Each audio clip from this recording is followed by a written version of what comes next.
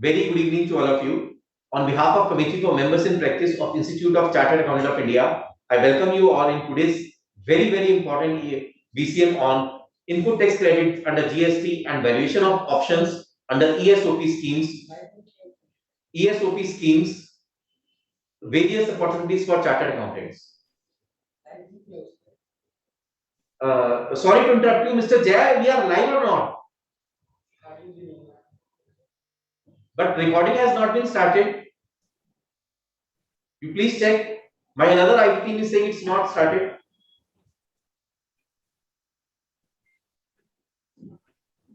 Recording in progress. Very good evening to all of you. On behalf of Committee for Members in Practice of Institute of Chartered Accountants of India, I welcome you all in today's VCM on input tax credit under GST and valuation of ESOP, various opportunities available for the chartered accountants. We are having with us two eminent personalities, two eminent speakers, CA Dinesh Singhal and CA Prabhakar Rao. Both the chartered accountants. On behalf of CMP, I welcome you, Dinesh ji. Welcome you, Prabhakar Rao. Namaste. Welcome you, sir. We are having with us Vice Chairman of Kurukshetra branch, CA Gaurav Gupta ji. Welcome you, Gaurav Gupta ji. And I extend my happiest thanks towards the Kurukshetra branch for giving their consent to host this mega VCM on ESOP valuation and GST.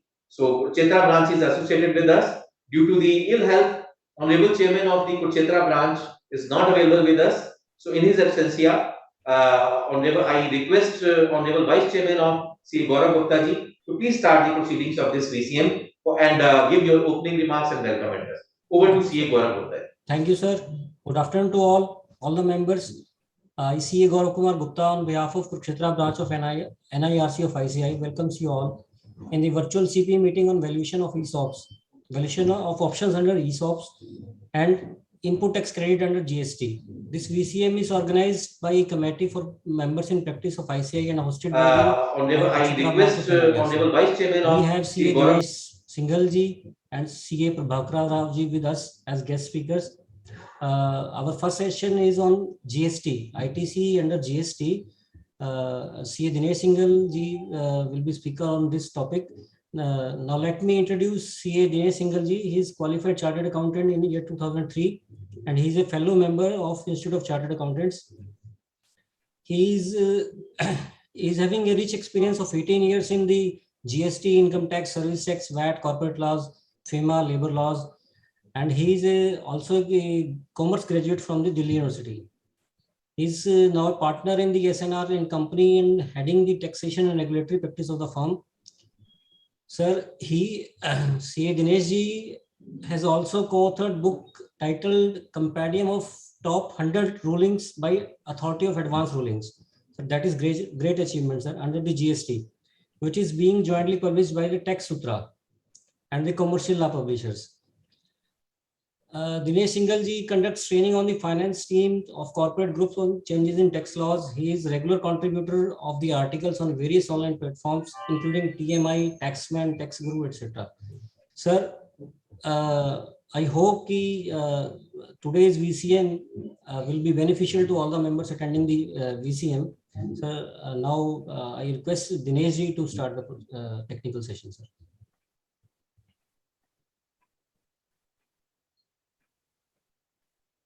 Thank you, Vice Chairman, sir, for this wonderful introduction. Good evening, friends. It is my privilege to be amongst you today, though in a virtual mode.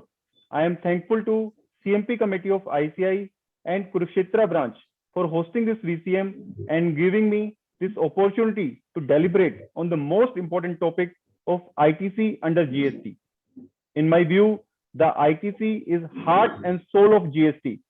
Why so? Let me explain. We have all seen that in pre-GST era, there were limitations on free flow of credit, leading to tax cascading. Since credit of central sales tax was not available, credit of VAT was not available to service providers, and service tax was not available to VAT dealers, so on and so forth. All this has resulted in increase in tax component in the overall product cost. While moving to GST regime, we all were hoping and looking for a cascading free system having seamless flow of tax credit across the supply chain, whereby all GST paid during the process would be available as credit to manufacturer, to wholesaler, to retailer, from top to bottom, so that only final incidence of tax is being borne by the ultimate consumer. That's why it was called destination-based consumption tax.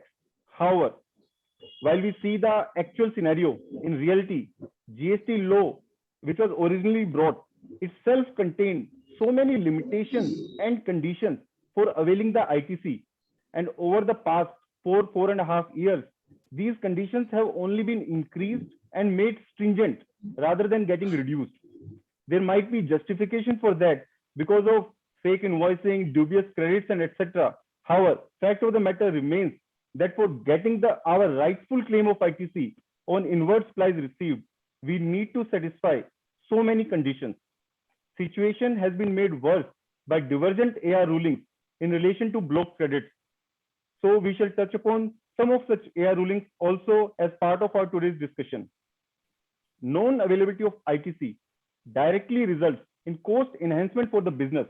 Thus, I am of the firm view that getting the books of accounts reviewed from a chartered accountant solely from ITC point of view itself would bring lot of benefits for the businesses. Though we all are aware that annual return certification from a chartered accountant has been scrapped by under GST Act. However, even if the business gets the ITC review done, then it will save the business either by reversing the ITC credit which has been wrongly taken on a suo motu basis on the advice of chartered accountant, or taking any ITC which has been missed out throughout the year before it gets time barred. As part of our discussion today, we shall go through the major conditions which restrain the automatic and full enjoyment of ITC, and thereafter we shall discuss some of the disputed areas in block credit where contrary advance rulings have come. Let me share my screen first.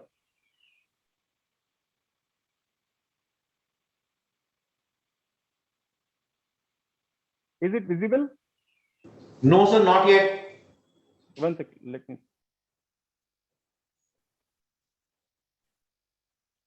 Video band hai na? Is it visible now? Now it is visible, sir. One second, let me do it full screen. Full screen karne, sir. Yes. Ji, now it's fine. It's fine now? Yes, sir, fine. So this shall be our broad agenda for today's discussion.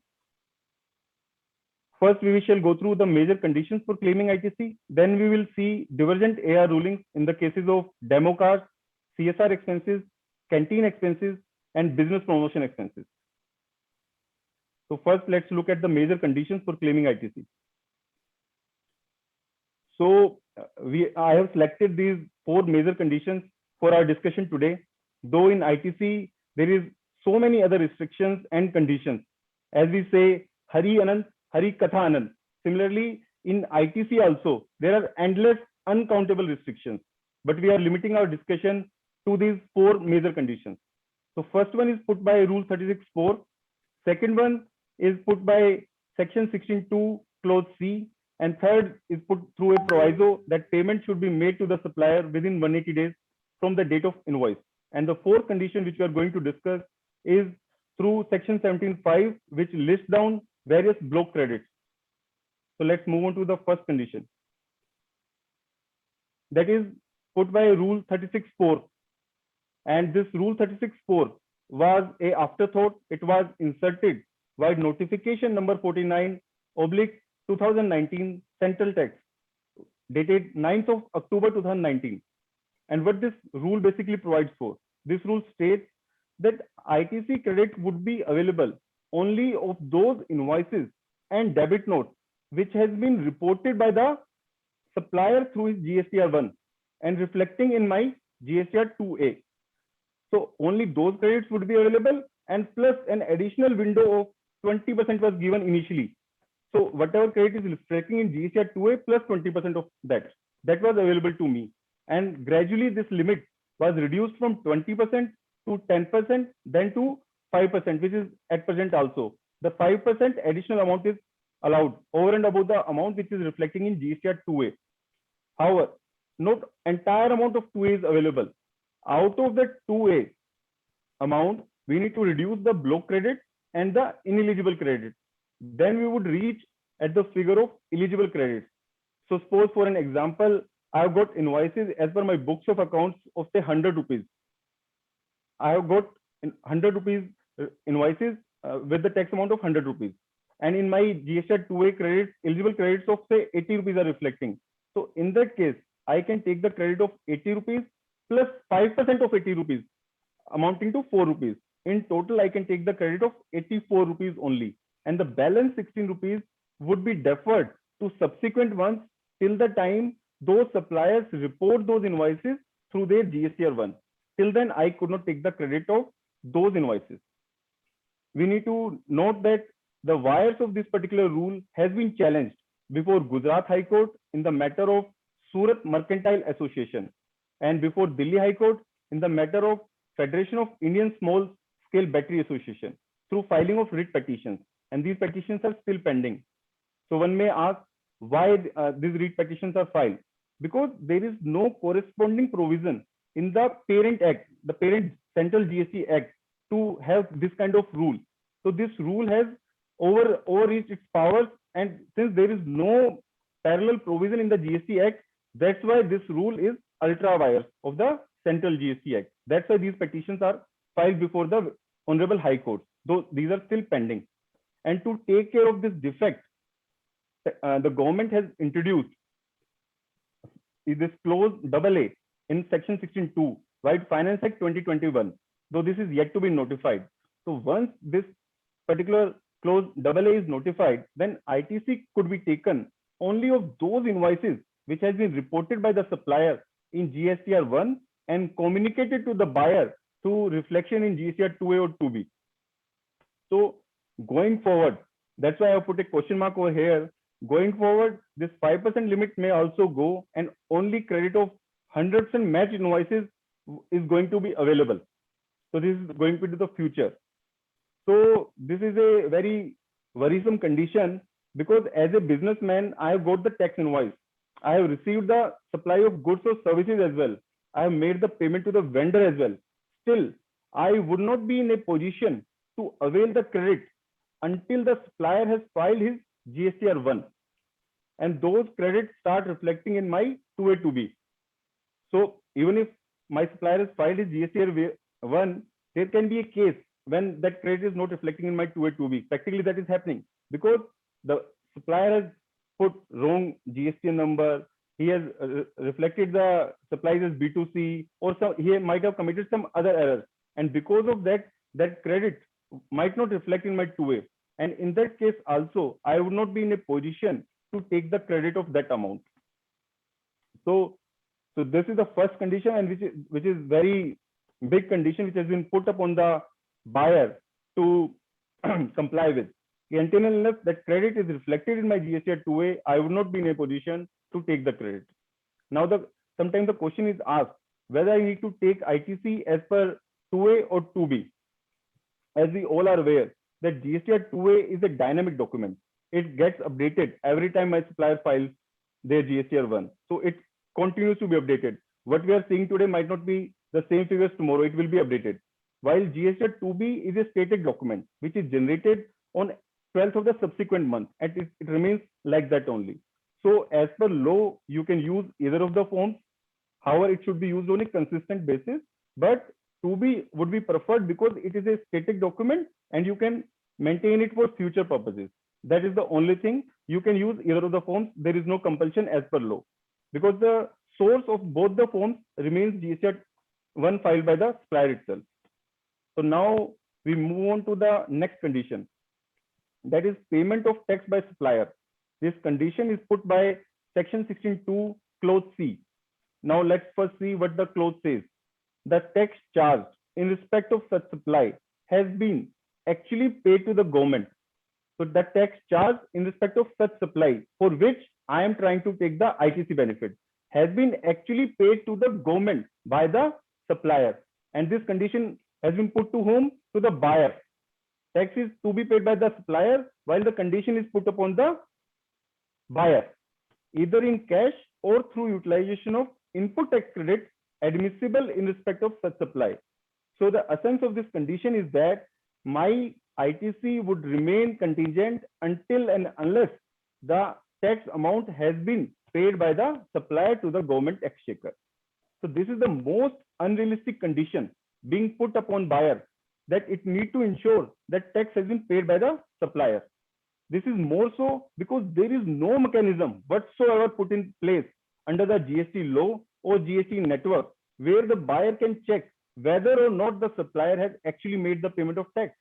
Yes, we can as of date see the filing status of Form GSTR 3B and GSTR 1. However, that could not be an assurance whether the supplier has included my part of sales in the GSTR 3B, whether he has discharged his tax liability correctly. He might have put the wrong ITC figures. He might have taken some fake invoices. And because of that, the department can always come back to me as a buyer and say that your supplier has not paid the taxes and now you should pay the tax. So this is a very, very big condition, very unrealistic condition, which has been put upon the buyer to comply with. So there is bound to be jurisprudence on the issue. In pre-GST era, also various VAT laws contain this kind of a provision, and GST era also we have got some jurisprudence on this. In pre-GST regime, various high courts have read down such provision. Read down means have read down this restriction part and held that exception need to be carved out for bona fide purchasers. You can't equate bona fide and other purchasers. What is a bona fide purchaser? So bona fide purchaser shall be someone who has got the GST registration certificate of the supplier, who has got the tax invoice, who has received the supply of goods or services, and he has made the payment to the supplier along with the GST amount. All these four things I can do. I can do more than that. In case I've done and complied with these four aspects, then I may well be treated as a bona fide supplier. And once I'm a bona fide supplier, then I cannot be equated with other purchasers. So let's first see the pre-GST era jurisprudence. Delhi High Court in the matter of Arise India has read down section 9(2) clause G of Delhi VAT Act, which is more or less similarly worded to section 16(2) clause C, to the effect that ITC could not be denied to a bona fide purchaser. ITC could not be denied to a bona fide purchaser. We have already discussed what a bona fide purchaser would look like. So Delhi High Court has categorically stated that ITC could not be denied to a bona fide purchaser. Department would be required to proceed against defaulting selling dealer to recover such dues, because he can't be benefited because he has got the payment of tax from me as a buyer, and now he can't scot free. So department need to recover the taxes from the selling dealer who has made default in payment of taxes. There are other judgments as well. In the case of Gherulal Balchand by Punjab and Haryana High Court, ABL Traders and Sri Vinayak Agency by Madras High Court, only Bombay High Court has given a differing ruling where the Bombay High Court has said the supplier payment of tax by supplier is mandatory in nature. So we have got one ruling from Honorable Madras High Court in GST regime as well. Very important ruling. And what has happened in that case is department has issued demand notice seeking reversal of ITC from the buyer. Then the buyer approached Madras High Court. And then Madras High Court came to know that department has not taken any action whatsoever against the supplier, though the supplier was also assessed in the same circle where the buyer was assessed. However, department chose to proceed against the buyer rather than the supplier. In this case is of DY Bithal Enterprises.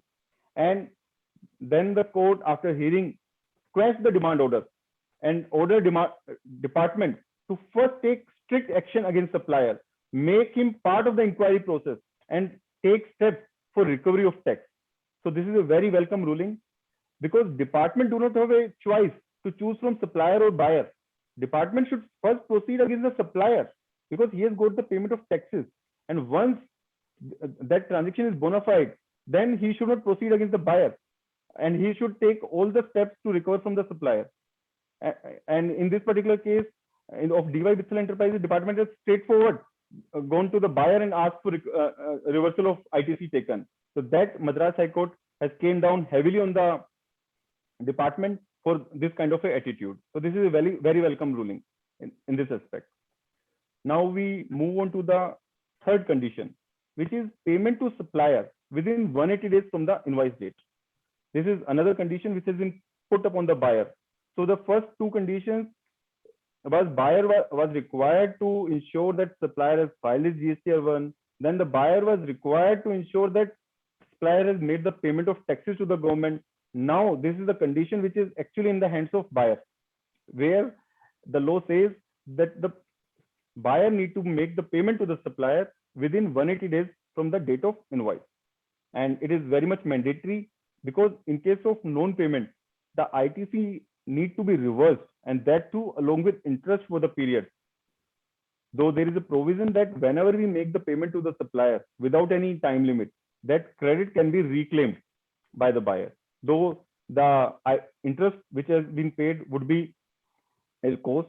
However, the ITC part can be reclaimed without any upper time limit. So for example, we have got a invoice dated 15th of January 2021, and I booked that invoice in my books on 15th of April 2021 and take the ITC. Then I make the payment to the supplier on 15th of August 2021. So in that case, on 15th of July 2021, 6 months from the date of original invoice, I need to reverse the ITC along with interest. But interest shall be for the period from 15th April 2021 to 15th of July 2021. For this period, I need to reverse the interest, pay the interest and reverse the taxes. And on 15th August 2021, when I make the payment to the supplier, I can reclaim the entire ITC and interest would be a cost to me. So, but one thing which need to be taken note of is that there is no consideration given to contractual terms and mutual consent to the parties. And a fixed timeline has been prescribed for all cases. So there might be long gestation contracts where the timeline is fixed as 12 months itself. So what will happen in that case, where both the parties are agreeing for 9 months, 12 months? So how can the government force us to make the payment within 6 months? The UK VAT Act, which is a similarly worded provision, takes cognizance of contractual terms as well. Our GST Act does not pay any cognizance to the contractual terms. Though in my view, if the contract provides for staggered payments or payment in installment, then effectively there is no failure to pay. And this clause should not be attracted in that case. Now we move on to some specific questions relating to reversal of ITC. One is, what will happen in the case of liquidated damages? So there might be a scenario where I have taken certain services of say 1 lakh rupees, and on that 18,000 GST charge, of which I have taken the ITC. And at the time of payment, I decided to pay only 90,000 rupees plus GST, 90,000 rupees worth of consideration, and 10,000 I want to deduct for poor delivery of services. So what will happen in that case? So on this fact, Appellate Authority of Maharashtra, in the case of Ordnance Factory Board, has ruled that buyer is not required to reverse any proportionate credit for lesser payment made due to deduction of liquidated damages. So there is a clear ruling on this fact that liquidated damages would not result into proportionate reversal of ITC. And I can very well make the payment of 90,000, debit 10,000 on account of damages, and then there is no need to reversal of originally taken ITC. Then one more question that can come up is, what will happen in the case of financial credit notes issued by supplier? So financial credit notes, as we all are aware, there are two kinds of credit notes in GST. One is credit notes which take impact of GST, which are compliant with the GST terms and conditions. And the second one are financial credit notes, which are just financial credit notes, basically to settle the books. Actually, we just pass on the credit to the party without any reversal of ITC. So what will happen in that case? I have made a purchase over a period of time of say 10 lakh rupees, and now my supplier want to give me a financial note of 1 lakh rupees. So shall I be required to reverse 10% of my ITC? In this aspect, Appellate Authority of Tamil Nadu, in the case of MRF Limited, has ruled that ITC of full GST charged on the original value of supply shall be available, and no need of proportionate reversal. So this is also a very clear ruling in this aspect that through financial credit notes, it shall be deemed that much amount, that much consideration has been paid to the supplier and no need of reversal of ITC on that account. The third question which crops up is what will happen in the case of book adjustment. Suppose I have a party, I've got a credit balance against the purchases made, and I have also got a debit balance in my books of accounts. In case I decide to offset both these balances, what will happen in that case? In this aspect also, there is a ruling from West Bengal Advanced Ruling Authority, and that has held that GST law does not restrict the claim of ITC when consideration is paid through book adjustment. So book adjustments are per se allowable. So that shall be deemed as a payment of consideration itself, and there is no requirement of any ITC reversal on that account. So we have discussed that there is no requirement of ITC reversal for liquidated damages, financial credit notes, and the book adjustment payments made through book adjustment. In all the three cases, there is no requirement of ITC reversal. And the fourth condition is basically, it is not a condition, it is a clear-cut listing given under the GST Act itself, section 17(5), which says you are not supposed to take the credit of these many goods and services. These are the specified list. And what the provision says, it says, notwithstanding anything contained in subsection 1 of section 16 and subsection 1 of section 18, input tax credit shall not be available in respect of the following. So what do we mean by notwithstanding anything contained in subsection 1 of 16? So this section 16, subsection 1, it basically gives the eligibility criteria for availment of ITC. It says it has to be for business in the course or furtherance of business. However, this section 17(5) is a overriding provision over and above section 16(1). And due to this overriding nature, what we can say is, though the buyer is otherwise eligible for ITC and the expense may also be for business purposes, even then the ITC shall be blocked, being specified under section 17(5). So this is some of the block credits. There are many more, but I listed some of them, like motor vehicles for transportation of persons. Exceptions are there, but in general, motor vehicles for transportation of persons, ITC is not available. Food and beverages, outdoor catering, beauty treatment, health services, cosmetic and plastic surgery, life insurance and health insurance, works contract services in relation to immovable property to the extent of capitalization, goods and services used for construction of immovable property, goods or services used for personal consumption, goods lost, stolen, destroyed, written off, or disposed of as gift or free sample. So in all these cases, ITC is not available. Even if you say that it is used for my business, it is a mandatory requirement for my business, even then nothing doing, ITC would not be granted in all these cases. So this particular clause 17(5), only has been responsible for majority of litigation in the shape of various AR rulings, wherein very strict interpretation of the law has been taken, and department also powered by these kind of AR rulings has started disputing all such credits. Whatever is related to immovable property, not allowed. Whatever is works contract, not allowed, without going into the fact whether that has been capitalized in the books or not. No, whatever is related to immovable property, credit would not be allowed. Whatever is given free of cost, it is a gift, credit would not be allowed. So this kind of attitude is of the department. Now the question comes, there are negative rulings. Suppose I am dealing with a specific fact that whether to take the credit of gifts or not, and there are negative rulings. So what to do in that case? So in my view, AR ruling is specific to the applicant and jurisdictional officer. It do not have a presidential value for others, though it has a persuasive value only. So that does not bind me, that does not bind the department. So AR ruling has been taken by one particular applicant, it is applicable to him only. So I need to make a choice, make a decision based on the facts of my particular matter. And that stand can be taken which may or may be against the AR finding. And we have seen that there are many contrary rulings, even between various ARs, and the same AR has also given contrary rulings.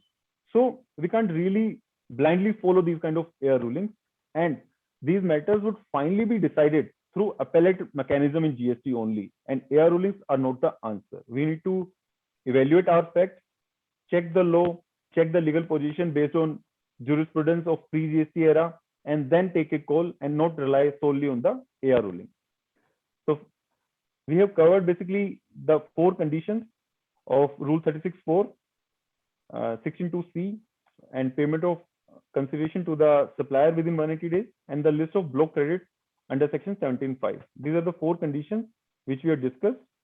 Now we move on to the second part of our agenda today, which is basically AR rulings in respect of specified block credits. And the first in that is ITC on demo cars.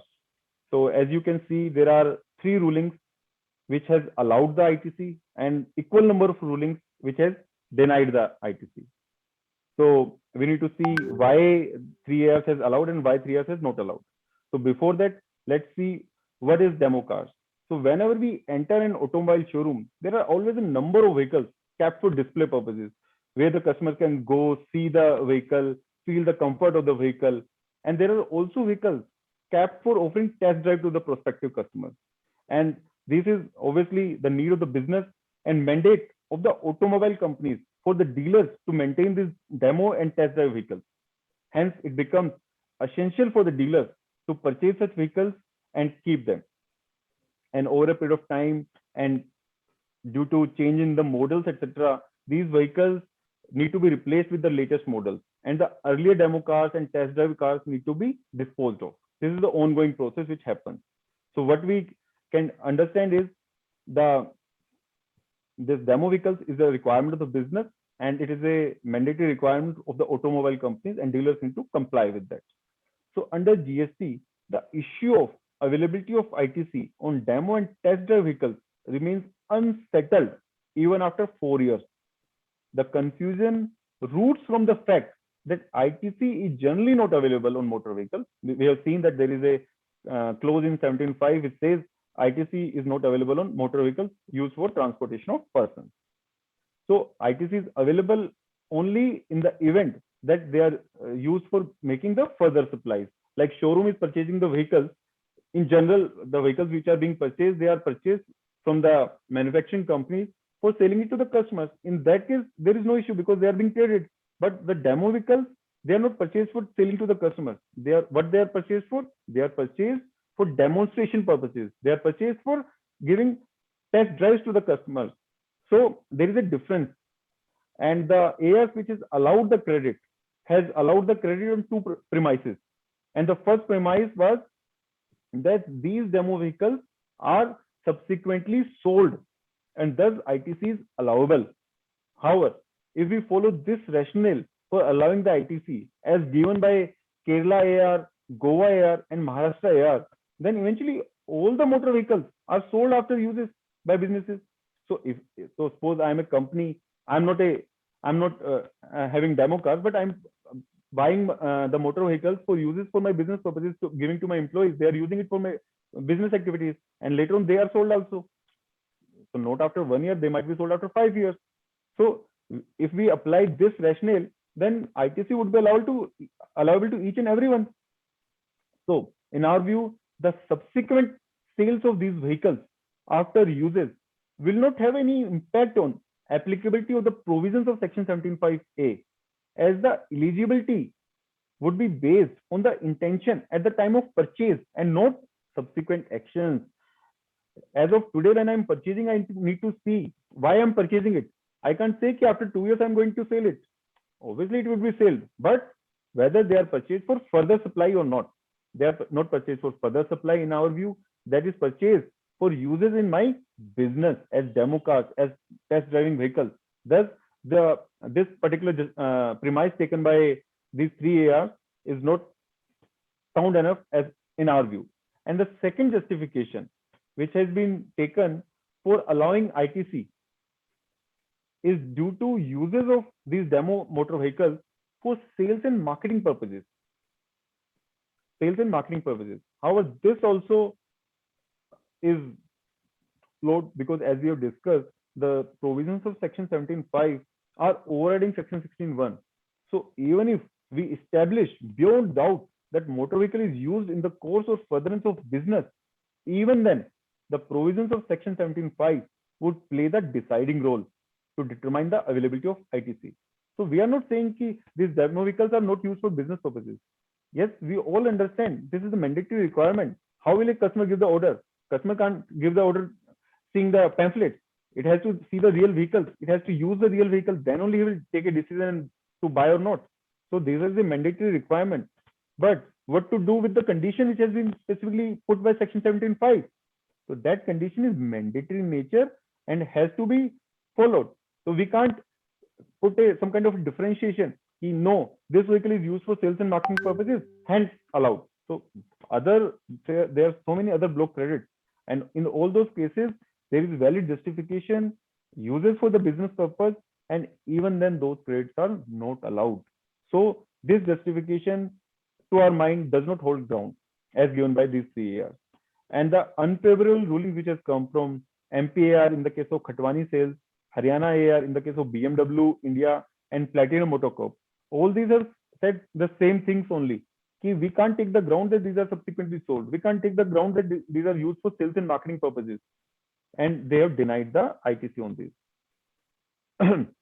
Thus, in our considered view, ITC and demo cars would remain to be a litigative issue, and suggestive course would be to not take the ITC and discharge the liability at the time of sale. As we all are aware that in case of used motor vehicles, we have got a rate notification whereby we can discharge the liability on used motor vehicles on the net margin. Net margin basically means the sales price minus the depreciated value. In case that amount is positive, we can discharge the liability on the net amount, and in case it is negative, we can just simply ignore it and nothing need to be done. So that shall be a suggestive course in the case of demo cars, because there is bound to be litigation, as the ARs which has allowed the ITC, their justification, as we have discussed, does not hold ground. Now we move on to the second topic for our discussion, that is CSR expenses. Very hotly debated topic, corporate social responsibility expenditure. As we can see, there is a positive ruling allowing the ITC from Dwarikesh Sugar Industries Limited by UPAR, and there are two negative rulings not allowing the ITC by Kerala AR in the case of Polycab Buyers Private Limited and Gujarat AR in the matter of Adama India Private Limited. So CSR obligations, as we all are aware, are given under Section 135 of Companies Act 2013, and a company earning annual profit of rupees 5 crore or more is required to spend 2% of its profits on CSR activities, and failure to comply with the provisions call for penal actions against the defaulting company. In view of this, we can very well say that CSR is a mandatory expenditure for the company. It is obviously, once it is a mandatory expenditure, it is a business necessity for the legal existence of the company itself to be compliant with the law of the land. It is bound to be said that it is incurred in the course or furtherance of business, and thus, in my view, ITC should be permitted on the same. However, as you can see, there are contrary rulings on the subject. So now let's first see what the various ARs have said. So UPAR, which has allowed the ITC, has differentiated the CSR expenses with the gift. So it has said gift would be considered as a transfer of property by one to another without any consideration. So whatever we do without any consideration, that is a gift. Further, gift is considered as voluntary and occasional in nature. So gift has to be voluntary. It can't be mandatory. I can't force somebody to give me a gift. So gift is always voluntary in nature. While the CSR expenses incurred by the applicant have been mandated under the Companies Act 2013. And it is the applicant's obligation, because the company is under an obligation to comply with CSR provisions. Otherwise, it will be treated as a defaulter company to incur such expenses. And thus, the same cannot be treated as a gift. So UPAR has given a clear finding that there is a difference between gift and the CSR expenditure, and CSR expenditure cannot be equated with gift. And since it is not a gift, its credit is bound to be allowed. This is the finding of UPAR in the case of Dwarikesh Sugar Industries Limited. So what the Kerala AR has said, this is the earlier ruling actually. Kerala AR has given a ruling, then UPAR has given a ruling, and recently Gujarat AR has given a ruling. So that's how contrary rulings are coming up. So Kerala AR has said the input tax credit with respect to electrical items such as switches, fans, cables, etc., distributed free of cost to flood affected people in Kerala as an initiative under the CSR policy of the company is not eligible for ITC in terms of Section 17.5H. So Kerala has basically said since they are distributed free of cost and thus they are not allowed under Section 17.5H. It has not tried to understand that it is not a gift, it is not a free of cost supply, it is a mandatory business requirement and all. It has simply stated it is a free of cost thing and it is covered under Section 17.5H and thus ITC shall not be allowed.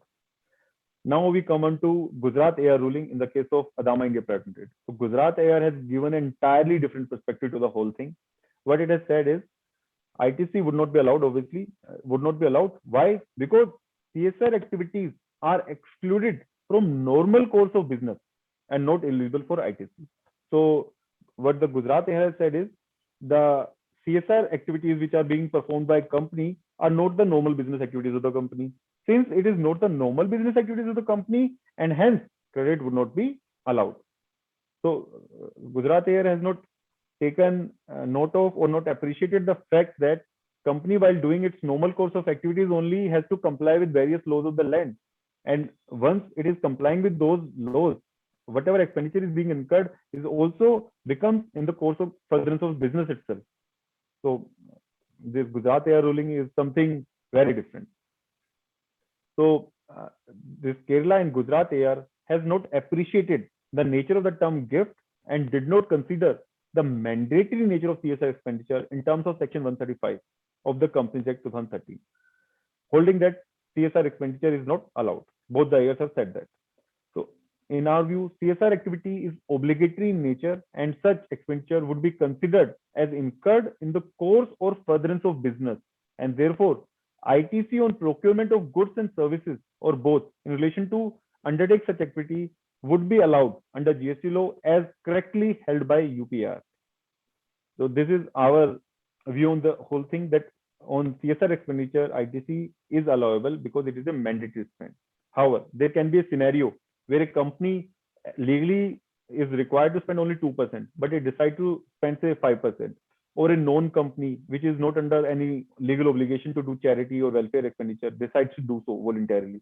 In that case, yes, we agree that can be treated as a gift and ITC on the same would not be allowable. So what we are all saying is, to the extent there is a legal mandate to incur certain expenditure, to that extent at least, that is not a gift. It is not voluntary. It is mandatory in nature. It is legal obligation. And a company to be in business, to be in legal existence, it has to comply with the Companies Act. This is the parent act under which the company is formed. It can't go beyond that. So ITC on the same would be allowed. But in case a company spends more amount or a known company decides to do charitable activities, in that case, they might be treated as gift. And in those cases, ITC would not be allowed. So now we move on to the next topic, which is canteen expenditure. So on canteen expenses, earlier we have got various rulings where there was issue on supply front. In case we are recovering something from the employee, whether that would be treated as supply or not. We have got only one recent ruling from Tata Motors Limited by Gujarat AIR, where this ITC aspect has been discussed, and the authority has said that ITC would not be available. So as we all are aware that under the provisions of Factories Act, provision of canteen facility by a factory employing more than 250 workers is a mandatory requirement. An employer can either provide such facility on its own or it can outsource it to the third party caterers. And Section 17.5B of Central GST Act, originally in the original act as was applicable on 1st of July 2017, has allowed the ITC of outdoor catering services when obligatory upon the employer under a law. And post amendment, which was made effective from 1st of February 2019 also, the legislative intention was always to allow the credit in case it is obligatory upon the employer. So what is the point of debate? The point of debate is roaming around this particular proviso, which has been inserted below subclause 3, which has provided that exception that in case ITC on goods and services provided by an employer to an employee is under an obligation under any law, then the ITC benefit would be allowed. And the authority has taken a very technical interpretation of the columns and semicolons and stated that ITC would not be available since the proviso, this proviso which is coming under subclause 3, given subclause 3 is only in respect of subclause 3 and is not applicable to the entire clause B of section 17(5) of the CGST Act. So this aspect, in our view, was discussed before this amendment in 28th GST Council meeting as well. An amendment sought to allow the ITC on food and beverage, health benefits, travel benefits to employees provided under any law in force. These additional things sought to be covered under the coverage. As outdoor catering was in any case allowed, it was allowed earlier also. And through that amendment, these 3, 4, 5 things were also supposed to be covered. And in case it is a mandatory requirement of law, in that case, ITC was sought to be allowed to the employer. And in our view, the proviso given after clause 3 would be applicable on all the clauses given under section 17(5) clause B. The use of colon and semicolon in the caption provision is in line with the standard format applied by the legislature in section 16 as well and elsewhere also. We can conclude that the given proviso cannot be read independently with subclause 3, but must be read in conjunction with all the other subclauses, thereby enabling the benefit of ITC, not only with respect to the travel benefits extended to employees, but also to food and beverage, outdoor catering, etc., where it is obligatory upon the employer to provide such goods or services or both to the employees under any law for the time being in force. So in our view, ITC on outdoor catering is available if employer is under an obligation to provide that kind of a canteen facility and no recovery has been made from the employees on that account. So in case any recovery has been made, then schedule 1 will come in picture, because employer-employee are treated as related party. And once they are related party and you are recovering say X amount, then it need to be valued basically, and on that amount, value of supply amount, the GST need to be charged at the rate of 5%, which is the notified rate. And one more issue will come, because in the notified rate, there is a clause that ITC would not be available. So what we can say is ITC is allowable on satisfaction of 2 conditions. First, that it is a legal mandatory requirement to provide that kind of a facility. Second, there is no recovery made. It is a free of cost supply from employer to employee to be in compliance with law. In that case, ITC would be allowed. Now we move on to the last topic for our today's discussion, that is business promotion and marketing expenditure. As you can see, there are 2 rulings which we have quoted and both are against, and 3 type of materials we have discussed: capital goods, business promotion materials, and items for free distribution. And AS has said that ITC would not be allowable in all the 3 cases.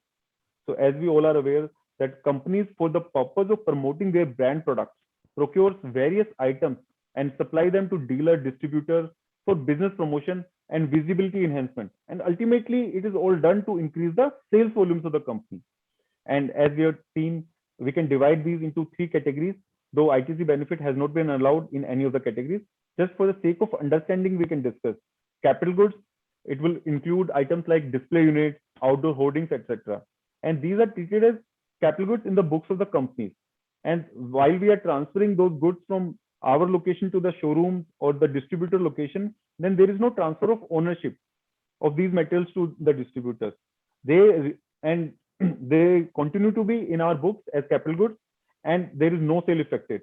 And these capital goods are put to use for business promotion, not at my location, but at the location of my distributor. And eventually, it is helping the company to get the attention of the customer and increase the sales. That is the ultimate goal. And in our view, this is not a free supply, because there is no supply involved, and thus ITC should be available on these kind of capital goods like display units, outdoor hoardings, etc. The second type of materials are business promotion materials. So company also procures certain other promotional items such as banners, brochures, booklets, catalogs, dummy products, etc. And these goods are given to distributors for uses in the company's business promotion. And the same cannot be considered as a gift, because in case of gift, there is no obligation cast upon the recipient of performing anything or doing anything. However, in the given case, distributors have obligation. specified agency or dealership agreement to perform, to use these goods in a specified manner. In view of this differentiation need to be carved out basically between goods distributed as gifts and these kind of promotional materials which are provided to distributors, dealers for companies' business promotion itself. And thus, in our view, this is a business necessity, and the stand taken by ARS is not justified, and ITC should be allowable on these kind of promotional materials. And the third category of items could be items for free distribution to customers. Companies also procures various giveaway items such as carry bags, calendars, diaries, pens, etc. with their brand name printed and give them to the showrooms and the retailers for giving away free of cost to the customers.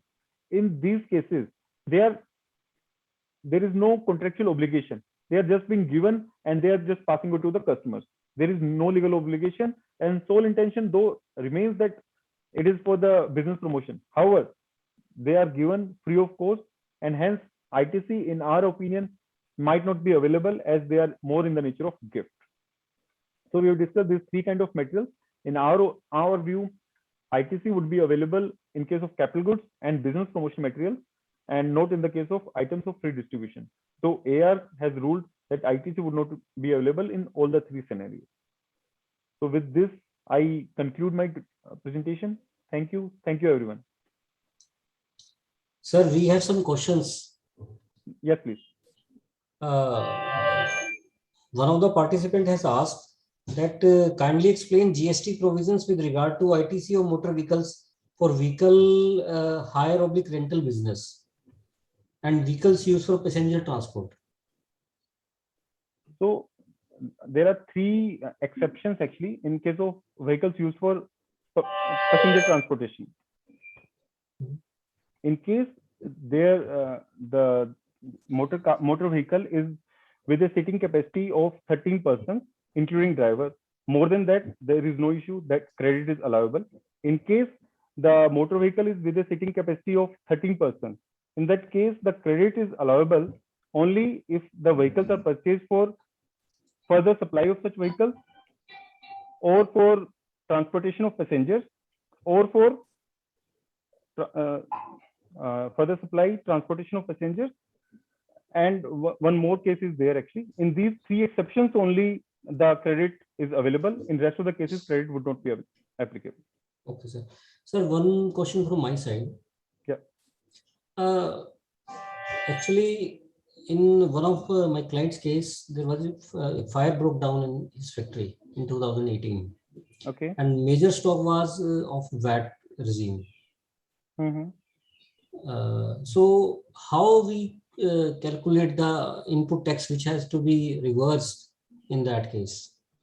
So while moving to GST at the time of transition, whether you filed any GST at tranche 1 or 2, taken any benefit of that VAT period credit? Not so much.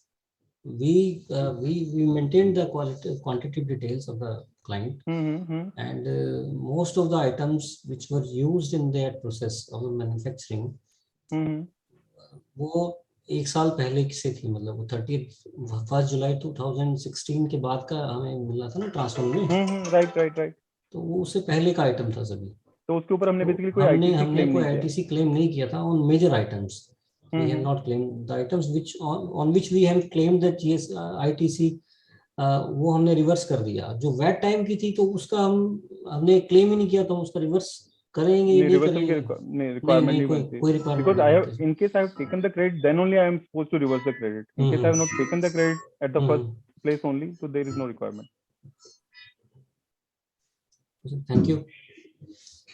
Thank you so much, sir, for such a wonderful and knowledgeable deliberation. Dinesh sir, we have gained a lot through your deliberation. जितनी भी intricacies थी, मतलब आपने you have tried your level best to explain to the members. Hope our members have gained a lot through your deliberation. So on behalf of CMP of ICI as well as the Kurukshetra branch of NIRC of ICI, I extend my heartiest thanks towards you for spending your valuable time and letting all of us on various intricacies on ITC input tax credit. Thank you so much, sir. Thank you so much. Thank you so much. Thank you, sir. Vice Chairman, sir, we are having another guest speaker, CA Prabhakar Rao ji, for our next session. So you may kindly, I request you to please start the proceedings of the next session, sir. Thank you, sir. Thank you. Good afternoon, sir. I welcome you on this VCM on the ESOPs under valuation option under ESOPs and GST. Now I welcome CA Prabhakar Rao ji, who is a qualified fellow chartered accountant and associate company secretary. Additionally, Mr. Rao holds DISA qualification from ICI and also passed the IBBA valuation examination. Mr. Prabhakar Rao possesses 31 years of industrial work experience, and during his journey, he has held various senior positions in the finance department. Currently, he is working as GM Finance at HM Miguel Noida. Mr. Rao possesses expertise in finance domain, MIS, financial planning and analysis, business process automation, ERP implementation, and business valuation. I welcome you, sir. I hope that your deliberation will help all the participants in the this topic of the valuation of ESOPs in the valuation of option in the ESOPs. I forget many times this word. So over to you, sir. Thank you.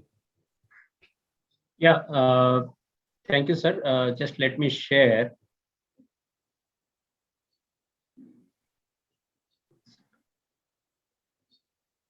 Are you able to see the presentation or Excel? Yes, sir. Visible, sir. Presentation is visible? Yes, sir. Yes, sir.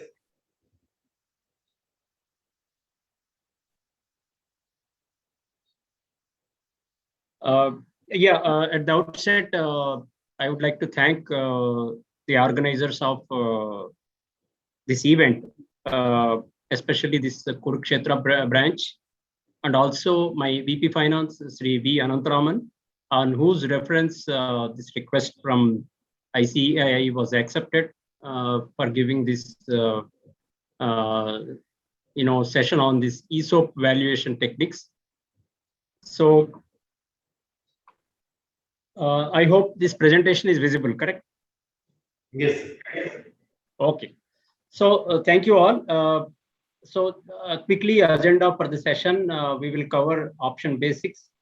What are options and what are the various types of options, and what is the value of option, etc. So basically, we will have some fundamental understanding of option basics before we actually proceed to employee stock option basics.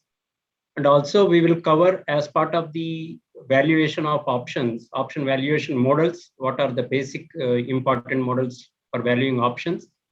And we will also cover some case studies. So as you know, this topic is not, it's a bit exhaustive. It's very wide in nature. So given the time constraint of 1 hour, it would be difficult to cover, advanced calculations, etc. But I will try to basically, cover most of the aspects of option valuation and how do we value ESOPs. So we will see, if possible, some other time, one more session on advanced type of calculations. But essentially, I wanted to make sure that, at least majority of our friends in the CA profession are able to just, grasp the whole concept about options. So as we see that the topic for the day, you can see the caption that opportunities for chartered accountants. So there are various financial reporting requirements under Ind AS. So one of the requirement under Ind AS 102 is on the share-based payments.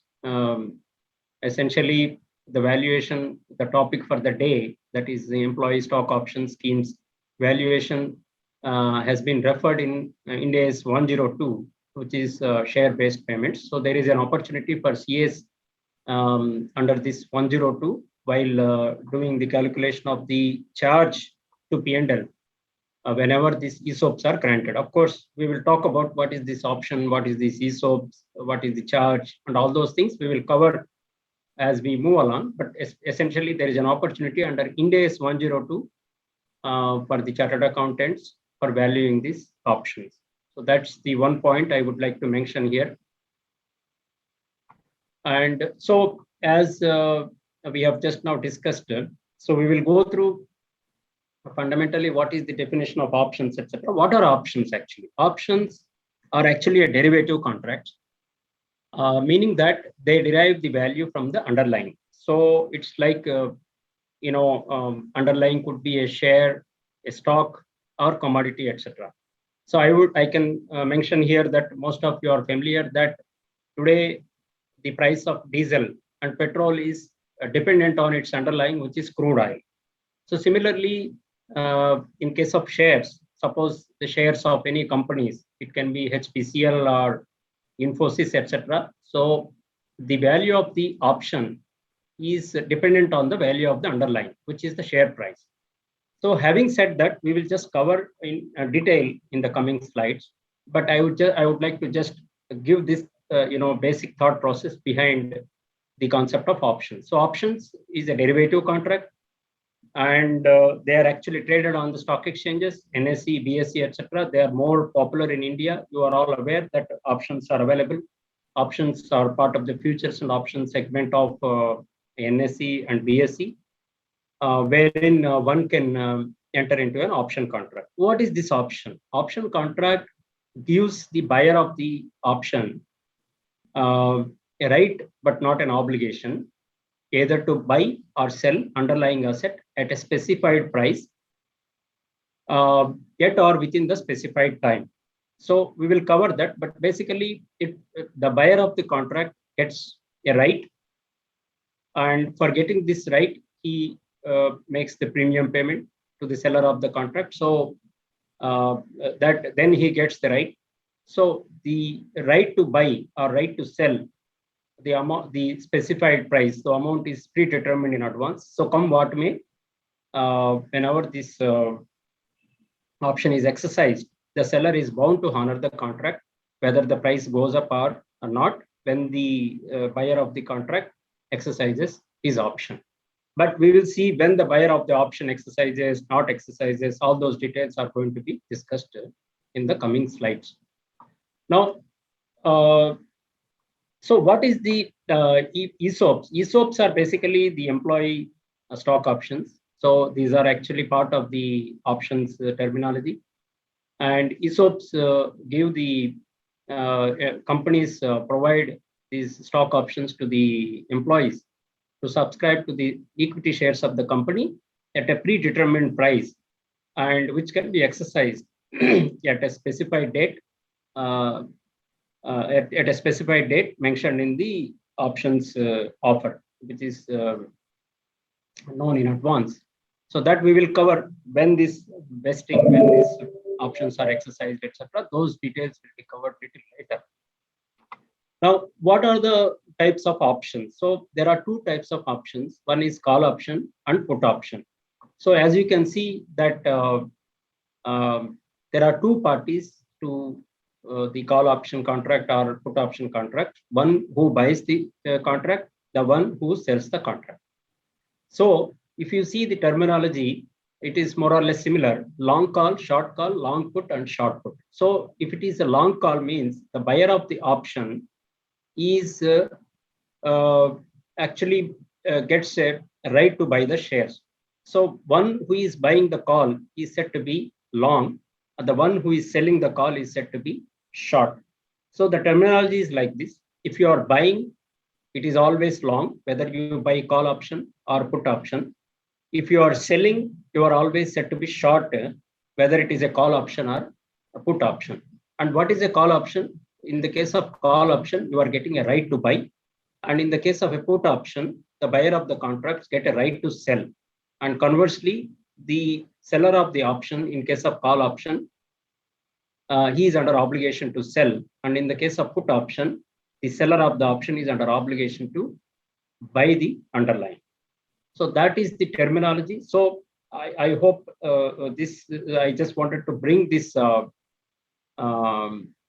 terminology, etc., so that when we go to the calculations, advanced calculations, we are clear about what is the basic terminology behind these options. Now, also we said it is a call option or put option, and there are two types of options which are very familiar. One is European options, the other one is American options. the European options can be exercised only at expiry, and American options can be exercised anytime before expiry. And the options which are traded in India are basically European options, so which can be exercised only at expiry, not anytime before expiry. So when a option is said to be in the money, when you exercise, the difference between the stock price and the exercise price. So if the stock price is more than the exercise price, it is said to be in the money in the case of call option.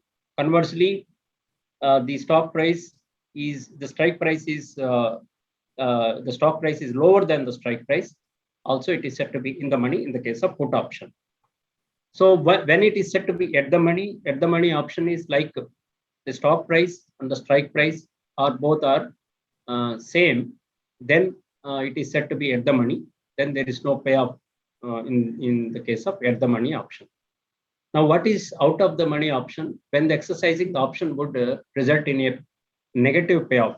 So in the case of call option, if the stock price is lower than the strike price, and in the case of put option, if the stock price is higher than the strike price, they would actually result in negative payoff. So obviously the buyer of the option will not be exercising the option. In that case, the maximum loss in the case of option buyer would be the option premium, and the maximum gain in the case of option seller would be the option premium. So an example given here, what happens when the exercise price is 85 and the stock price is, say it is moving from 60 to 70, 80, 90, 100, etc. You will see that call value will be positive when the stock price is greater than the exercise price. And similarly, the put value will be positive if the stock price is lower than the exercise price. So meaning that in case of call value, the buyer of the option will exercise if the stock price exceeds the strike price, which is 85. And in this case, the strike price is determined in advance. And for this, the option buyer makes a premium to get this right to buy the share at $85. And whenever the stock price is crossing the strike price, the call is said to be in the money, and it can be exercised by the buyer of the option, and the seller will have to necessarily is under obligation to honor the contract, but provided it depends on whether it is a European option or American option. So obviously, in the case of European option, the value of the call, whether it is going to be in the money, at the money, or out of the money, that will be determined at the time of the option expiry. But of course, the calls are traded on the exchange, so you will be able to sell you can exit the call, the contract that you enter into with the seller of the call anytime. If you like to exit, you can always exit, make money if the call value is going up. Now, when the call value will go up, when the put value will go up, that we will see in the later on in the coming slides. So at this stage, I just want to give a basic understanding of what is a call option and what is a put option, and when the call is said to be in the money, at the money, or out of the money. Of course, similarly, put option also, when it is said to be in the money, at the money, or out of the money. Now, what is the option premium? So we have seen that the option buyer has to pay option premium to the seller of the option contract, which is known as option premium. And when he makes this payment, he gets the right to buy or right to sell, depending on the type of the contract he enters into, whether it is a call option or put option. So what is the option premium consisting of? Actually, there are two components to the option premium. One is intrinsic value. The other one is the time value. So intrinsic value is basically the difference between the stock price and the strike price. And time value is time value considers the time between the time you enter into a contract until the expiry. So as and when the time is lapsing, the value of the time value will also actually get, it will erode and it will reduce. So the time value, basically at the time of expiry, there will not be time value, but before the expiry, the option premium will have time value, which is very, very important. Especially you can see if someone is familiar in trading, they will know the value of the time value of the options, especially if there are very short term contracts like Nifty, etc. But if the contract is of a large duration, initially the time value will be high, and as you progress to the end of the contract, the time value will reduce, and at the expiry there will not be any time value. And what is the intrinsic value? As we have seen earlier, the intrinsic value is the difference between the stock price and exercise price. In the case of call, it is stock price minus exercise price maximum of 0. And in the case of put, it is exercise price minus stock price. So essentially, call means that the buyer is bullish, buyer of the call is bullish. And in the case of put, the buyer of the put is trying to be, is actually, he thinks that the price will come down. It is actually bearish.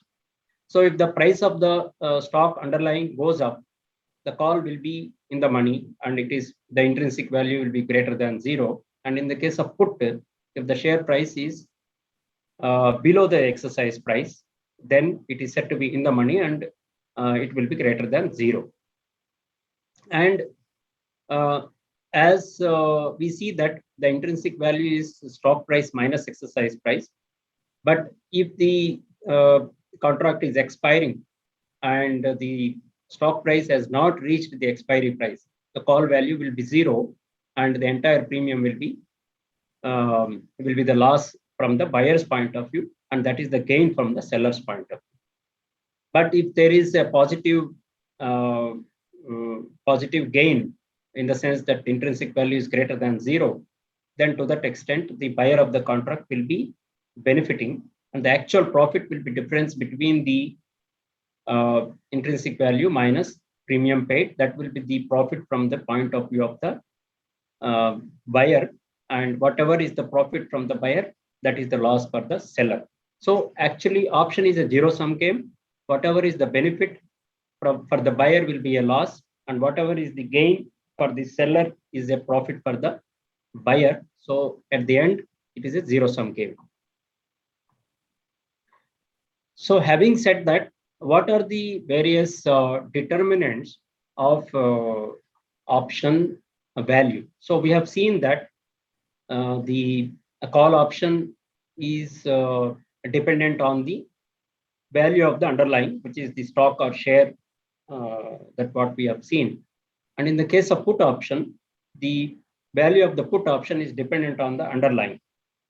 So you see that if the value of the price, the share price is increasing, then the call price would go up. And if the value of the stock price is increasing, the put option value will come down. So you can see that the increase in the stock price is directly proportional. In the case of put option, it is reverse. And if the strike price is reducing, then the call option will be, if there is an increase in the strike price, the call value will come down. And if there is an increase in the strike price, put option would go up. And increase in the variance of the underlying asset. What is variance? Variance is like volatility.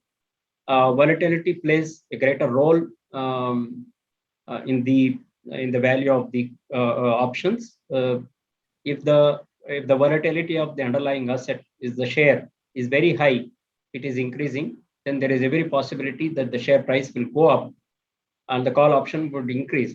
And if the volatility is also high and the stock price is likely to come down, similarly, the put option also will increase. And increase in the time to expiration, what we have earlier said, if there is a time, there is a small time value for the option premium. And if there is a if the length of the time is more, then the call option has a value, and that time value will erode once the time is actually nearing the expiry of the contract. And in case of increase in the interest rates, the call option price would increase and the put option price would reduce. And when if the dividends are declared, the call option price will reduce and the put option price will increase, because the underlying share price X dividend is likely to come down. If it comes down, the call value will reduce and the put option value will increase. And if the interest rates are increasing, typically the demand for options go up, because you will be able to buy the underlying at a small premium. Instead of investing in the stock market, you will rather invest in the options. So thereby the demand for options goes up. Conversely, the demand would like to sell the shares rather than buying the puts. So that in that case, the demand for put comes down. So therefore, the value of the put to that extent reduces. So having seen what are the determinants of option value and what is option Greeks, we have seen that the various determinants, various factors that influence the option price, which are essentially the stock price or the interest rate, the volatility, and time value. We have seen actually both are linked here. What is delta? Delta is whenever the stock price is increasing and the call price also would increase. So that delta will tell us how much option price would increase if if the stock price, if say for instance, if 1 rupee of the stock price increases, and what will be the impact on the option price. So how much the option price would go up, delta will tell us. And the gamma essentially tell us when the stock price is increasing, of course option price increases, but it tells us how much delta would also increase. And Vega tells us, we have seen volatility. Vega is actually nothing but volatility. So Vega gives indicates directionally what will be the impact on the option price if 1% volatility is increasing or 1% volatility is reducing. What will be the impact on the option price? And theta, as we have seen, the time value. So theta tells us what is the time value of the option. So if the time is reducing or the contract is nearing expiry, so you will be able to see how much option value will be reducing by the time the days are passing. Rio is basically the rate of interest. And if 1% increase in the interest rate, what will be the impact on the option price, which is actually the sensitivity of the option price. You can calculate what will be the impact on the share price, option price, if 1% increase or reduction in the interest rate. So if you look at the factors that influence the option price, and these are, kind of, they derive from the Greek terminology, but from the numbers of these Greeks, one will be able to estimate, visualize what will be the impact, what is going to happen to the option price by doing some kind of sensitivity analysis. So therefore, these are very important from the point of view of the option buyers or option sellers to measure the impact of these factors on the option price. Now we have seen the basics of the options. So we have seen what is a call option, what is a put option, and what are the factors influencing the option price. What is the type of option? American options, European options, and of course we have seen what is in the money, at the money, or out of the money, and what is the benefit from the point of view of the buyer of the call, and what is the benefit from the point of view of the seller of the call, and what is the maximum profit, what is the maximum loss, and at the end of it, it is a zero-sum game. So we have essentially seen the basics of options, and I have introduced to the terminologies of the option, etc. And option price, we have seen what is the option price. Option price consists of two components, intrinsic value and also the time value. So we have also seen theta, what is the value of the time value of the option. And so having so far seen the basics or the fundamental concept behind options. So I would like to now take you through what are the ESOPs and how do we value these ESOPs.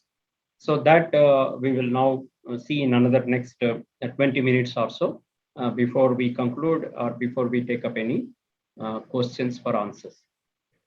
Now, what are ESOPs? So we have briefly seen employee stock options plans are basically a kind of instrument used by the companies to encourage the employees in terms of motivating the employees. So they are actually issued. These are the company shares issued to the employees, and at a predetermined price, and the date of vesting is also given. And then, of course, the by which these shares can be purchased by the employees. So we will see when these shares will be purchased, etc. We are going to discuss in the coming slides. Now, what are the objectives of these ESOPs? Essentially, kind of encouraging the employees and also to align with the company's future prospects and company's growth prospects. And it's indirectly a kind of compensation strategy to align with the corporate companies' goals, etc. So these are the basic objectives of ESOPs.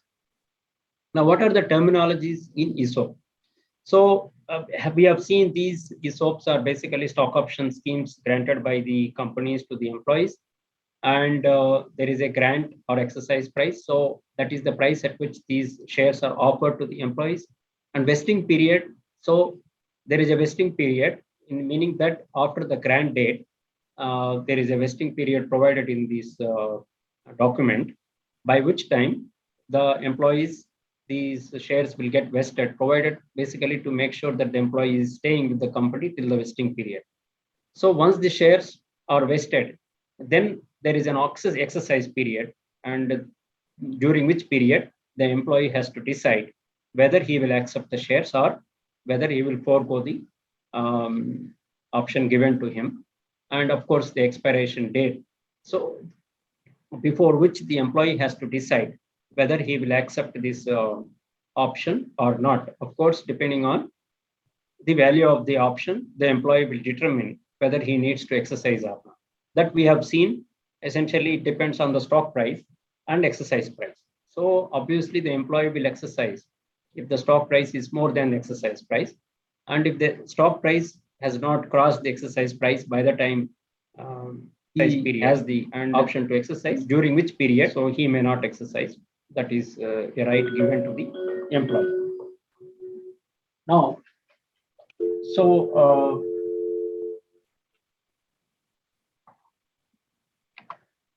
what are the stock option plans?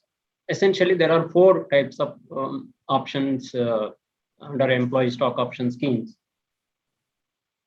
So the ESPP is like employee stock purchase plan. Basically, the shares are offered to the employees at a discount.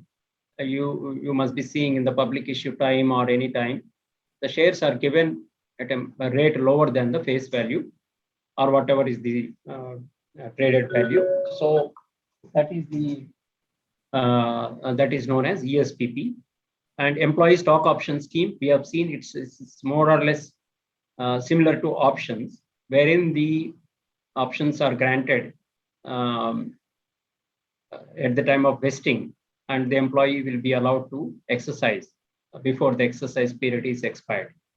And restricted stock units, essentially the shares are given only after occurrence of some event, and of course there is no price. It's allotment of the shares to the employees. And SARs, essentially the shares are not given. The appreciation in the share is given in the form of a cash. So there are no shares allotted to the employees, but from the date these SORs are given, and whenever there is an appreciation based on the conditions and based on the terms, if the shares are appreciated, then the difference between the price at which it is offered and the price when the condition is met on the date, then this difference is paid in the form of cash to the employee. And so what is the life cycle of ESOP? Company grants options, and then of course the next step would be these options are vested whenever this vesting period whenever the vesting period reached, and then the exercise period starts, and there is an exercise time by which time the employee has to decide whether he will exercise the options or not. And once, of course, he exercises the options, then the options, then he gets the shares, and then, of course, sale of the shares, whatever underlying that he has already obtained. So that's the essentially the life cycle of the ESOP. Now, the fundamentally we have discussed what is ESOP, what is types of schemes, and what is the life cycle of the option. And now we see what is the valuation, importance of valuation of these ESOPs. So essentially, there are two types of valuations. One is accounting valuation. The second one is the perquisite valuation. The accounting valuation essentially is required for calculating the impact on the P&L, as we have seen earlier, that when these shares are granted, the company needs to account for the cost of the option over the period of the option life, essentially. So, because it can be 1 year, 2 years, depending on each company. So these cost of these shares need to be charged to P&L basis 102 Ind AS. So, so this valuation comes into play for the purpose of accounting the impact of the options given to the employees. As far as the perquisite is concerned, that is essentially for income tax calculation. Whenever these options are exercised, then this calculation needs to be performed. If for the calculation of the capital gain, etc., from the point of view of income tax. But our focus is on the valuation of the options, not on the income tax calculation. And like I have seen, we have just seen that at each grant date, the company needs to value the options. So to determine the value of the options being granted, so that this charge will go to the P&L over the period of over the life cycle of the options before the expiry of the options. Yeah, I mean, this is essentially the requirement from the valuation point of view. As per the Income Tax Act, as per the guidance note from ICAI, that needs to be done by a registered valuer. After the valuation rules, essentially any share valuations are all performed by a registered valuer under Companies Act.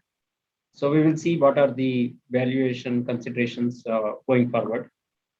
And yeah, what are the, now getting into the valuation concept, we have seen this, how the, what is the impact of the option valuation from the company's perspective when these options are granted. So there are three models essentially used for the purpose of valuing options.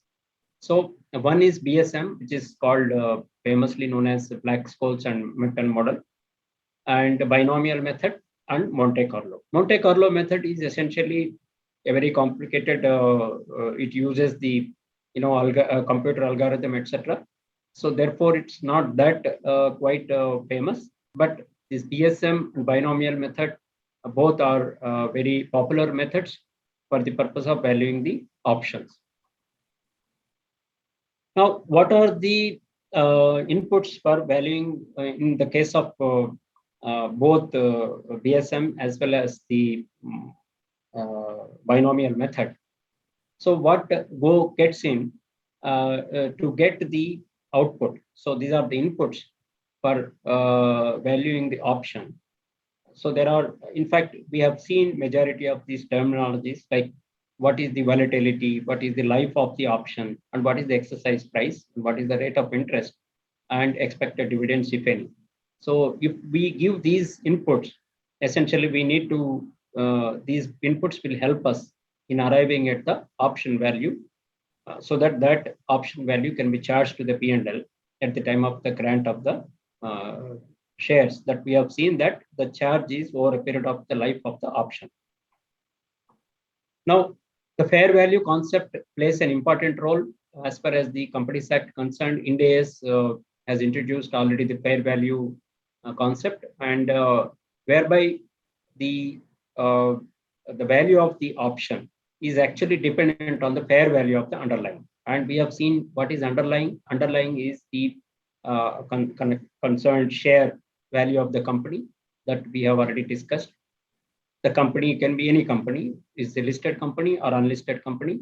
The listed company is from the point of view of the valuing options, it is more easy because the share price is readily available. And in the case of the shares which are unlisted, then it's a bit difficult because one needs to value the share. But of course, there are methods like the DCF method or market multiples, etc.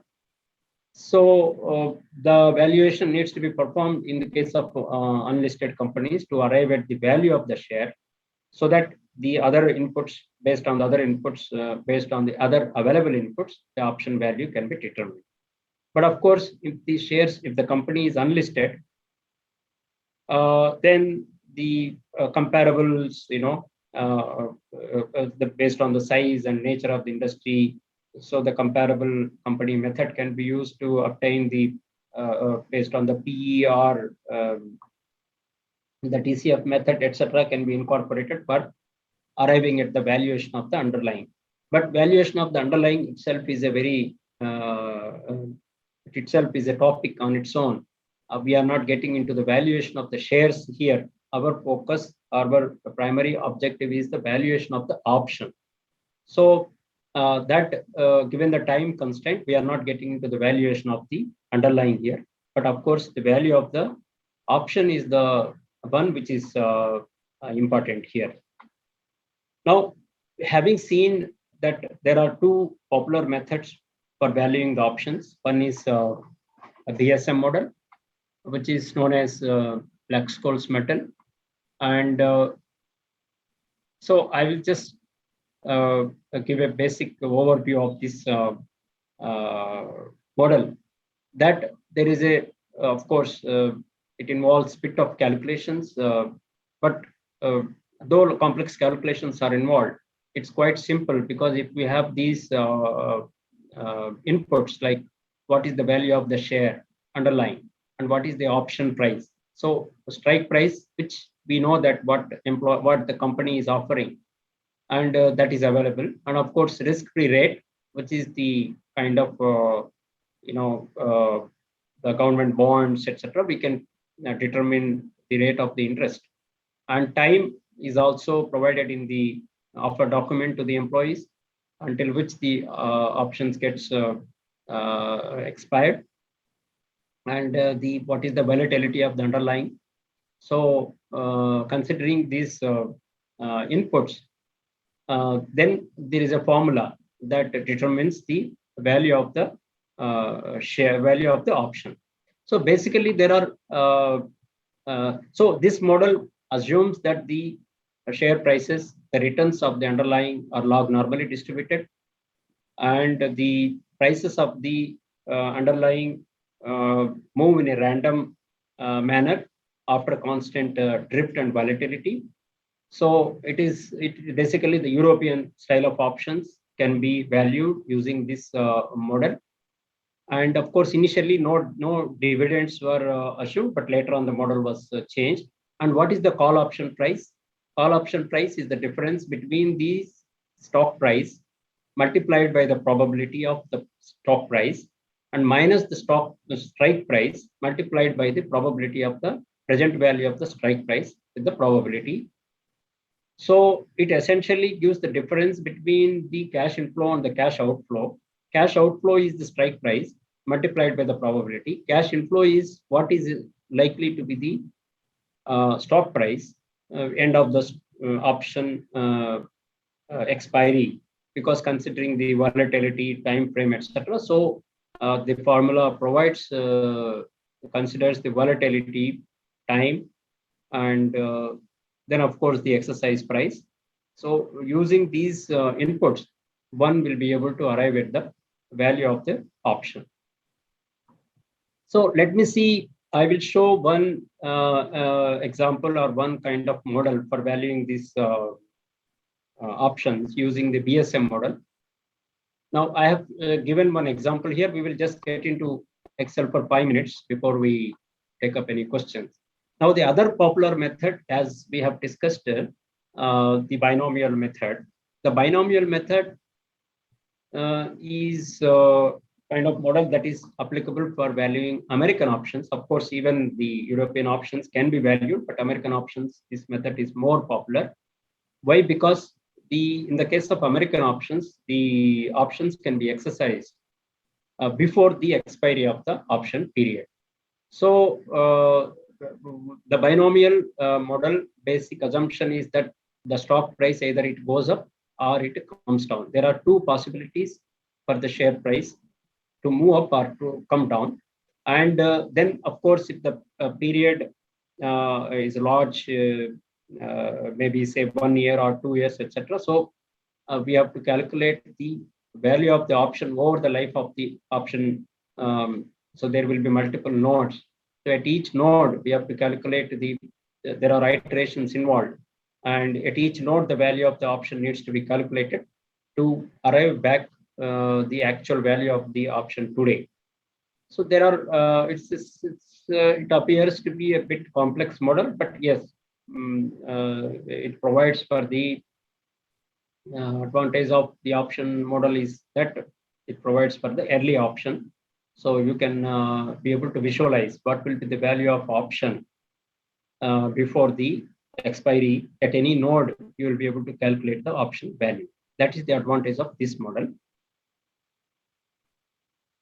So basically, the assumptions are like this. So you will have to, you will be given how much the stock price will go up, how much the stock price will come down.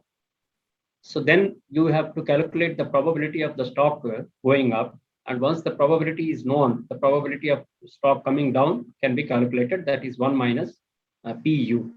So once you have these probabilities, then whatever is the option payoff is the difference between the stock price and the strike price, multiply with the probability and discount back with the rate of interest to get the present value of the option. So there are 3 steps involved in this model for calculating the value of the option.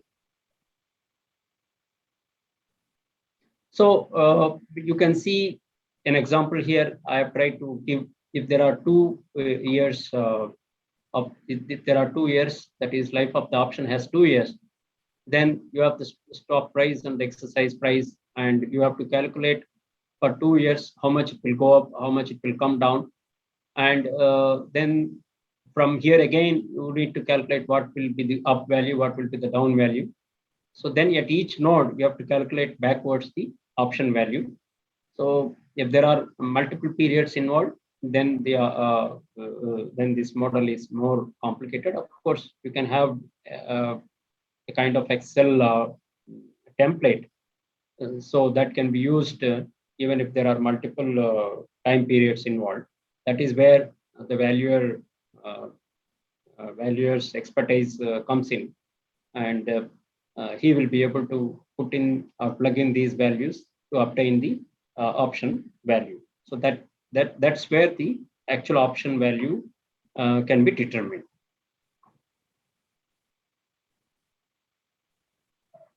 So are you able to see the Excel file, or still I am on the presentation?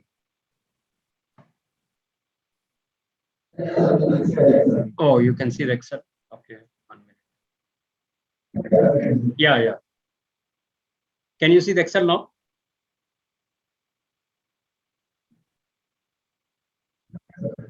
Okay. So you can see that suppose if the company is granting the share and the share price is say 300 rupees, the spot price, which is the stock price, that is fair value of the underlying, what we have discussed, and the exercise price is 230. So the company is granting the shares to the employee at an exercise price of 230, and interest rate is 5%, and the period is, that means the life of the option is 2 years, and the volatility of the share is 30%. And so these are primarily these 5 inputs will be available. Now the volatility, now the question would come, how do we calculate the volatility, etc., is where these valuer will need to work on. So that's volatility is one which cannot be readily seen. The historical volatility will be available, but you have to project what is the actually estimated volatility. So there is a concept of implied volatility based on the underlying, if the other values are available, because today the option price is available. So you can arrive at what is the actual implied volatility by plugging in these values. But for the purpose of session, for the purpose of theory, let's assume the volatility is given in the question. And if these 5 parameters are provided, then you can arrive at the call value using the formula what DSM, that is Black-Scholes and Merton, has provided us the formula. So as we have seen earlier, that we need to calculate the value of D1, D2. Basically, the D1, D2 are the probabilities to get the call value. So of course, the present value of the exercise price is to be determined based on the exercise price given in the price. What will be the present value? So once you know the present value, the square of sigma is sigma multiplied by sigma. So that is also you need to calculate. These two are values which you need to calculate. But you have to, now the question comes is what is D1, D2? As we have seen, this model is basic underlying is that these share prices are log normally distributed. So the probabilities have to be determined to get the what is the most likely call value. So we need to first calculate D1. D1 is log ln of the spot price divided by the strike price plus the rate of interest plus the sigma into 0.5 and divided by the standard deviation into square root of t.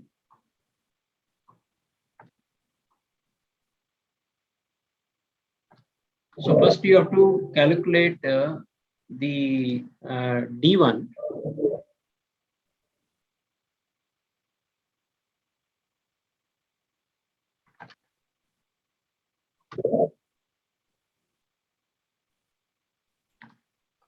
So this is where, this is more complicated. So first you have to calculate the less interest rate plus the volatility to 0.5 t.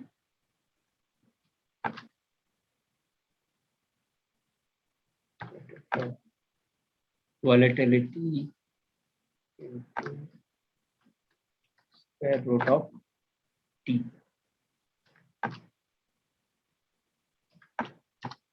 So you get D1 here. Once you have D1, then using Excel, you can calculate what is the ND1. ND1 is nothing but norm S distribution of the value you have calculated. Then you calculate, once you have D1, this is D1, and then this is ND1.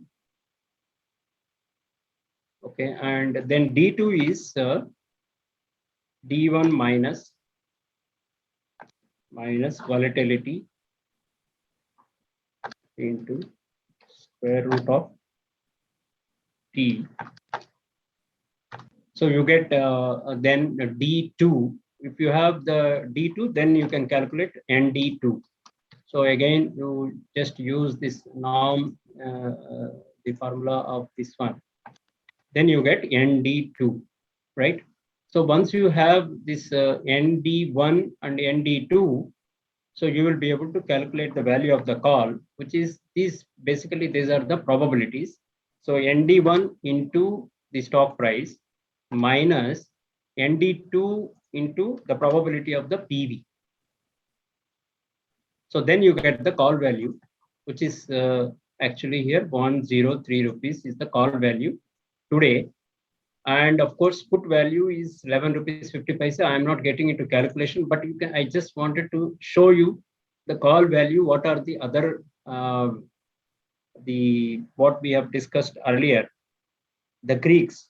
So here, these option Greeks tell you what will be the impact on the option price. So the delta tells you that if the option is increasing by 1 rupee, the delta, that is 85 paisa, will be the impact on the option price. Gamma tells you what will be the gamma impact on the gamma for every change in the underlying. And theta is again what we have discussed, though what will be the impact of the option price as the time passes. Vega tells you for every 1% increase in the volatility, what will be the impact on the option price.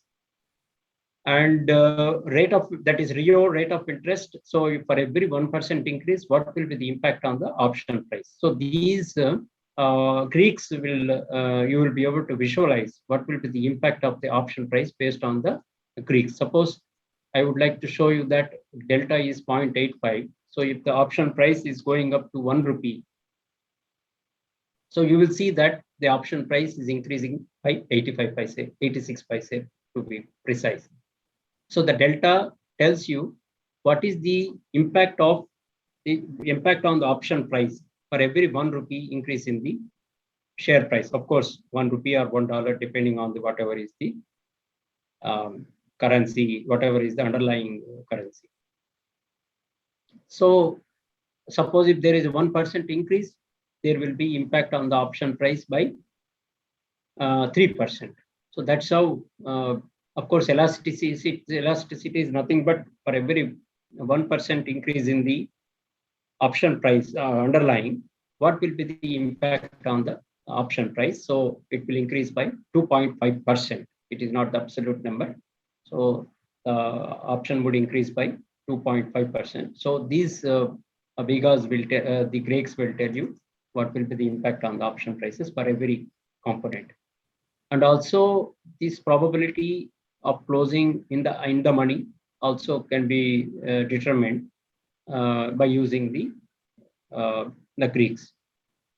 So this is known as the BSM model. Of course, as I said, I just try to calculate. You can see that it's not very complicated, but one needs to be having these inputs. Once you have the inputs, then you will be able to calculate the option value using this BSM model. Now, binomial model, what we have seen that it assumes the price either goes up or it comes down. So then you need to calculate, suppose if the price, if the stock price is 100 and it goes up by 50% or it comes down by 50%. So you need to have U and D. So what will be the strike price? So strike price is say 110. The stock price is going up to 150. What will be the payoff? Payoff will be 40 rupees. That is stock price minus the strike price. So then once you have this payoff, then what is the probability of this going up? The probability of going up is 1 plus R minus D divided by U minus T. So essentially, you know what is U. So U is what we have seen 1.5. That means stock price will go up by 50%. D is again stock price will come down by 0.5. So then once you know U and D, and the rate of interest is say 10%. If these and then strike prices are known, then the probability can be calculated. So using this probability, the value of the option can be determined. Of course, the payoff multiplied by the probability divided by the rate of interest, you will get the option value. But this is a simple for one node, like we have seen here. If there are 2 periods involved, then the stock, you have to calculate what will be the likely prices at each node for each period. And then, so you go to the last period and calculate the payoff at each node. So if the stock price goes up from 300 to 405, it goes up to 547 and 300. And at each node, you have to calculate the payoff and then multiply the probability for each payoff and discount it with the rate of interest. You will get the option price at this node. You can see that option price is calculated backwards. So there is one node here, there is one node here. Using these two, then you will be able to back work the option price today.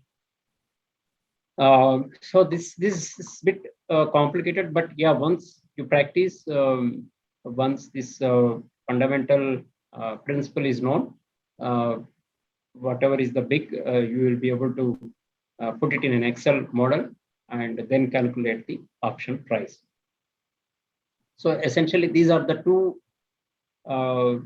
basic, very famous models for valuing the options. So as I mentioned, the focus of the session is on the valuation part of it. There is no time to go through the regulatory aspects of how these ESOPs are actually implemented. So that was not the intent, and there was given the time constraint, the objective was to give a basic overview of the options and what are the types of options, what are the valuation models which are available for the CAs when they are asked to value the options. And we have seen basic models. What are the various inputs for these models? How do we calculate the option price? And why this option price is calculated? The fair value of the option needs to be calculated for working out the impact on the profit and loss account. And of course, there are a few more complicated calculations. Suppose if the number of employees leave in a year, and suppose we grant some options and then they leave, and what will be the, so that's a kind of advanced calculation which maybe we can take up in future if there is some opportunity. But for the session today, my objective was to cover the basics of the valuation of options and valuation of the employee stock options. So with that, I would like to end the session. And again, I take this opportunity to thank the organizers and also the participants on the session who have patiently listened to this lecture on the option valuation. Thank you, sir. Sir, there are some questions. Okay. Question number 1 is, can we select for some employees intrinsic value method and for few employees DCF method to recognize ESOP expenses? No, actually, if you look at the DCF is different and intrinsic value is different. Intrinsic value is the difference between the option price and the fair value of the share, and DCF is the valuation of the share. So both are different. So DCF is used for arriving at the fair value of the share, and that is the value, that is the input that gets in for calculation of the option value. So second question is, what should be the valuation date for the valuing ESOPs? Should it be a grant date or balance sheet date every year? Yeah, so that is what we have seen earlier also, that is at the grant date actually, because the options are to be valued at the grant date, and then you will have to arrive at the impact for the purpose of charge it to the P&L. So I have covered it in the presentation, that is valued on the grant date. Okay, sir, one question is, increase in interest rate, how to call option will increase?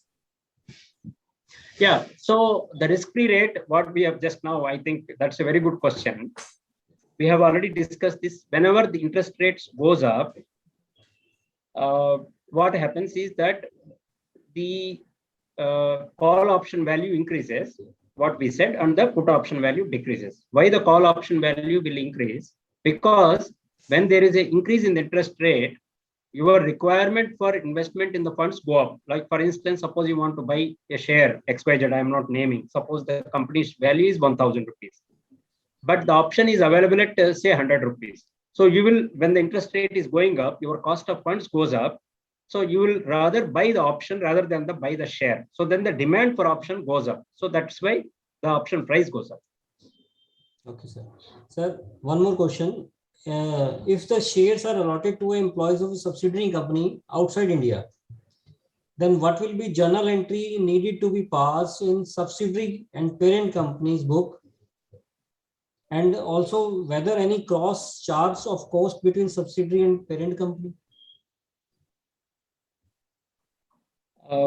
It's difficult, sir. I mean, including this foreign company, etc. But I am not aware. See, essentially the charge will be on the grant date, and you have to calculate the impact, and that is charged in the books of the standalone, where these options are granted. Now the consolidation, etc., those are part of the India's applicable accounting standards. So my focus on the valuation of the option. Okay, sir. Okay. Sir, next question is how to calculate volatility. Considering expected term of option is 3 years. Do we take 3-year period together to calculate single volatility, or we calculate yearly standard deviation for 3 years and take an average? Yeah, as I mentioned, volatility is very, very tough actually to estimate.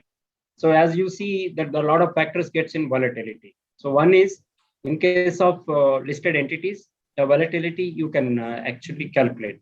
You know, like I said, the option price is available, and if the share price is available, and given all these factors, you can calculate the implied volatility. So there is a historical volatility which can be used for predicting the estimated volatility.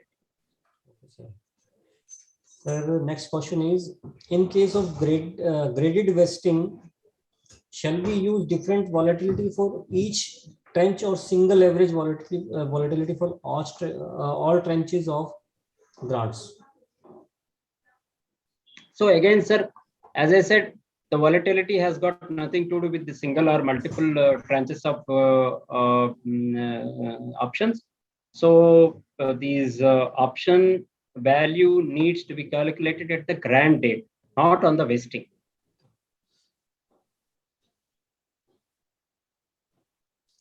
So it's final from my side, sir. And how many will be opted, etc. That is a complicated model. As I said, it is, I mean, we can take up in future if there are graded vesting and there are multiple periods involved. So that advanced calculation, I have not done it, but we can take up in future session. Sir, thanks a lot for a wonderful deliberation. Thanks a lot, sir.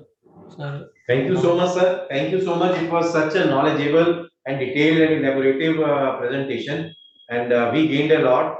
On behalf of Committee of Members in Practice of Institute of Chartered Accountant of India and Kurukshetra branch of NIRC of ICAI, once again I extend my heartiest thanks towards you for sparing your valuable time, sir. Thank you so much, sir. Thank you so much.